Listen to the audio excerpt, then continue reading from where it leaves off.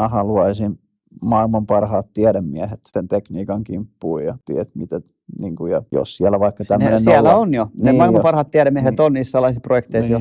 Mutta jos semmoinen nollaenergia esimerkiksi on, niin lopetetaan se öljyn käyttö ja ruvetaan käyttämään. Tämä on se syy, miksi tämä on salailtu, koska öljyyhtiöt on maailman suurin bisnes heti pankkien jälkeen, niin siellä on triljoonia rahaa niin, ja se kaikki valta on myös siellä. Niin se valta menisi näin, koska...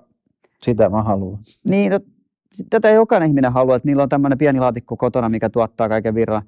Sitten se vapauttaa niin paljon kaikkea, koska sitten voidaan kaikkea tuottaa paljon halvemmalla.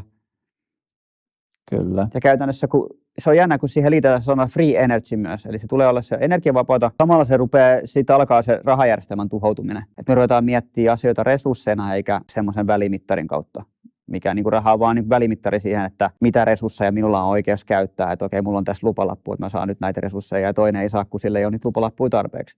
Sillä joo, ja sitä kai mä tässä niin kuin haen takaa, että se tarvitsisi murtaa tämä nykyinen touhu ja toivottavasti se murretaan jollain muulla tapaa kuin 3. maailmansodalla.